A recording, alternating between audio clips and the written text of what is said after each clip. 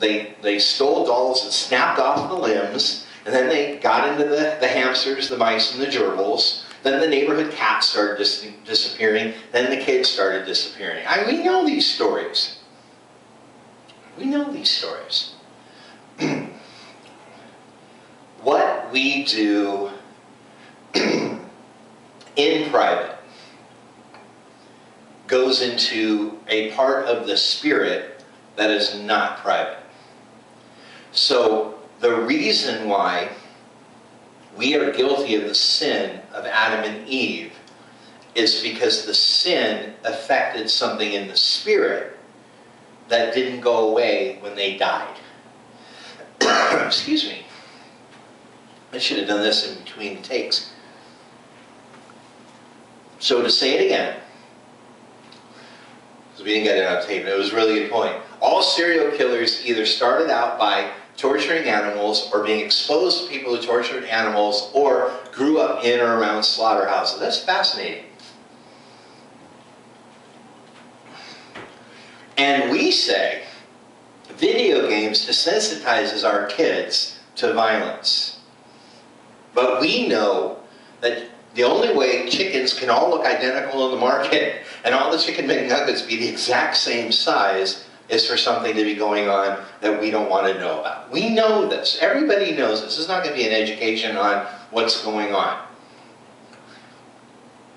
I had a lot to think about this week. And it's all personal. See, this is all very personal. It's personal that, two artists I really love passed away. I don't know if anyone realizes how many of my idols have died in the last 365 days. I've had a lot.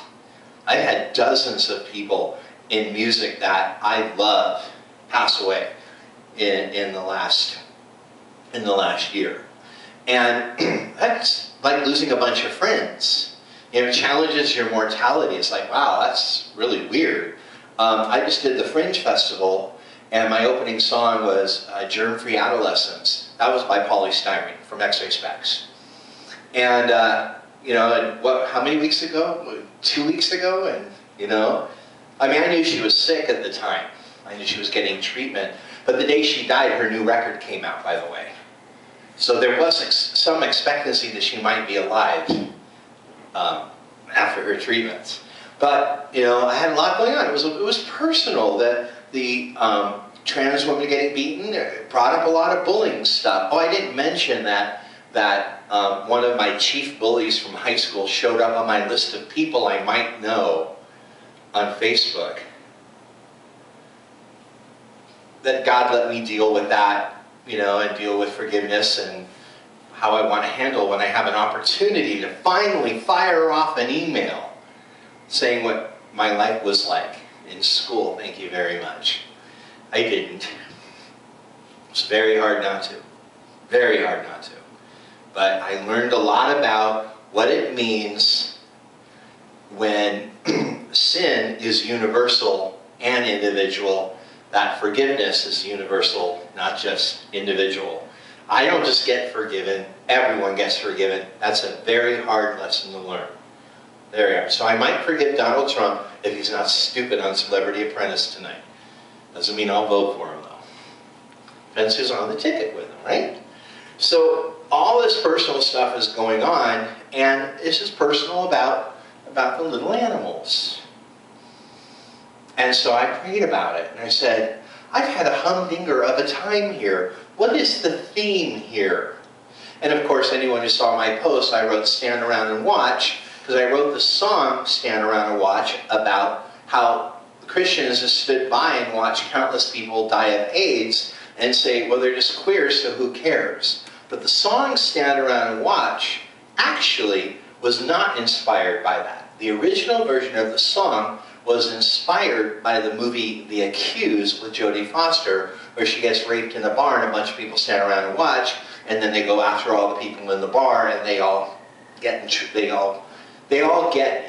in legal trouble for standing around and allowing a crime to happen and not doing anything about it. And that was based on the true story that happened to a woman in a bar. Just they changed all the stuff so they made it more fiction. And so the original song, Stand Around and Watch, had 3 verses, And it dealt with 3 different instances where we don't do anything. One about a woman getting raped, one about a person with AIDS, and one about child abuse. But as time went on and the AIDS epidemic became what it was, I changed all the words to just be about the one thing. But I think the concept of we just know this is happening and we don't do anything about it is so profoundly Christian. And I know someone's going to say, well, so profoundly human. And I'll say, that would be why I brought scriptures to back up this point, why we have no excuse to be human anymore.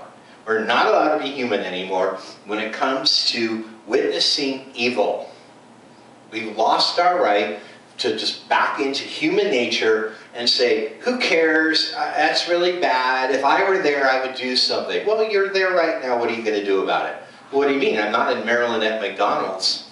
Well, yeah, but you're in your own Maryland, and you're in your own McDonald's, and there's something going on in your life right now, some injustice that you're kind of stepping back going, I'm going to let someone else do something about this. Or, if nobody does anything about it, then God must say it's okay. That would be about the chicken McNuggets, by the way. See, again, let everyone's conscience decide. But I got before God, and I presented all this, and I said, what is the underlying theme? And he said, well, you stand around and watch, obviously, because that's what you keep saying. And I said, but what are you saying? And he says, well, what does the law say? And I said, the law? The Mosaic law? And he goes, no, the law and order law. What would they say? What would the DA or the law and order call this? Depraved indifference. The legal term depraved indifference, I can't even read my own writing. It's not my own writing, I can't read my own typing.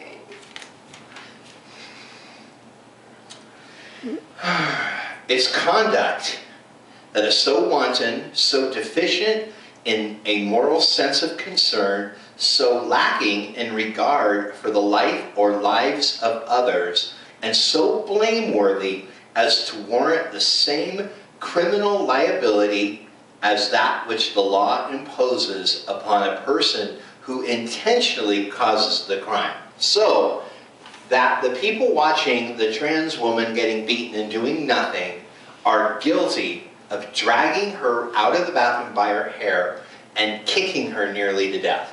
They're guilty of the exact same crime. Depraved indifference. So, I went online and I went, I know how the laws work. Our legal system is built on Judeo-Christian ethic. So there must be a law in the Old Testament that addresses depraved indifference. You would think there isn't. Well, of course there is. Well, there's a million of them. I mean, it's all over the Bible. It's all over the Bible. Things like, even on, you still have to allow your ox to eat, while it's carrying stuff around for you to eat. You still have to show mercy to your animals. You still have to pay recompense to people. If you witness a crime, you have to come forward and you have to throw a stone if that person is worthy of death, if you were a witness to the crime. You have to partake in the responsibility of all the action of evil around you. It's all over the Bible, but there isn't a specific scripture that I could find. Because I figured if I just looked up depraved indifference in the Bible, someone else did all this work and would come right up. It didn't.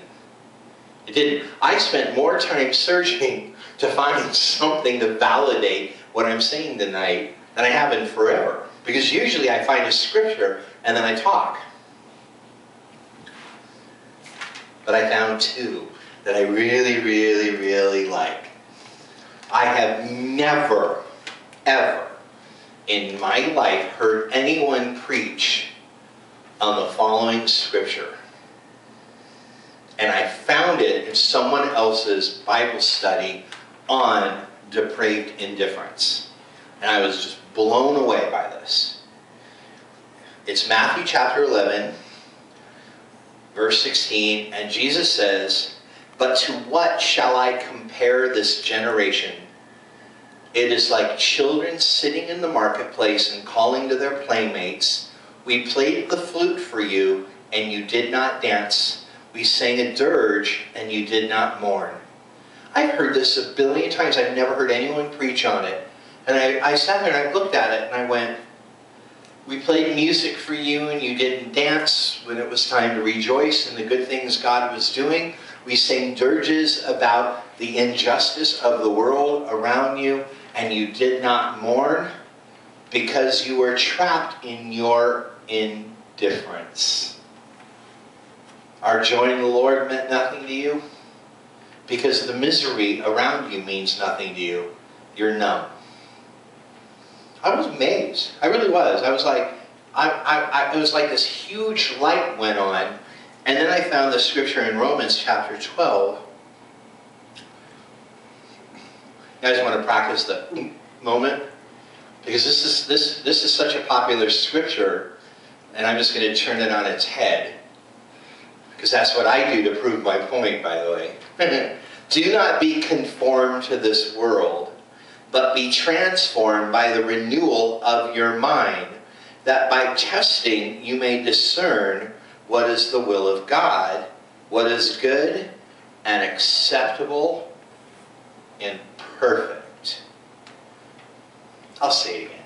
"Do not be conformed to this world, but be transformed by the renewal of your mind, that by testing you may discern what is the will of God, what is good and acceptable and perfect." I've heard this used as the argument against going to the movies.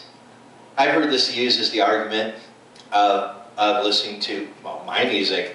I've had people send this to me about me. But tell me, you don't really have to respond, it's rhetorical. Don't you think it's possible out of the thousands of people I sent the video of the beating to, there's at least one person that saw it and with nobody looking said, "Well, what do you expect? You asked for it." Don't you think there's at least one person in the world that saw that video and said, "Well, you go against God like that, get what you get"? I'm going to step out and say that I don't just assume, but I know that the people who do that stuff are using God as an excuse to do it. That just like right before you die, if you haven't already, you find your religion real fast. People find their religion when they need an excuse for brutality. Suddenly God said it's okay. God says what you're doing is wrong. You know, it's the same thing. You really want to eat that? Do you have any idea what that thing went through just so you can have it deep fried and chunked and formed and dipped in sweet and sour sauce? Well, I don't know. God said we can have them. We suddenly find our religion. All of a sudden we get all spiritual. God is our excuse. And this is the thing I see all the time with Christians is our experience with God is us, not Him. Meaning, how do I feel about God? How do I feel when I'm at church? How do I feel when I read the Bible? What did I get out of it? You know what I'm saying? And it's like, people talk about the Lord all the time, and it's always about them.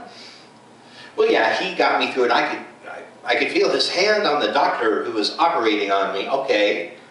I wanted to say, well, there was a repeat surgery for a goof. Where was His hand the last time? But, you know what I'm saying? People say stuff all the time. And I always know it's bad news when they use the term good Lord. Well, the good Lord, I know they don't know Him. Because He hates that, by the way. He hates it. Someone called Him that in the Bible. He said, "Don't you dare call me good. Don't you dare. I hate that. He's good. Not me. Him." He said that. But we play the master of God's fate all the time. We say, well, God said this. God said, you know, that queers are bad, so they can't get married. And God's this. That's what we do, but we don't speak for Him. We speak for our flesh and the wrong God. Because what we don't do is step back and... It was funny because I walked by a license plate today after I'd been ridiculed at the market by so many people, you know, because my hair, and I was nice. I promised I was going to be nice about it, and I was nice.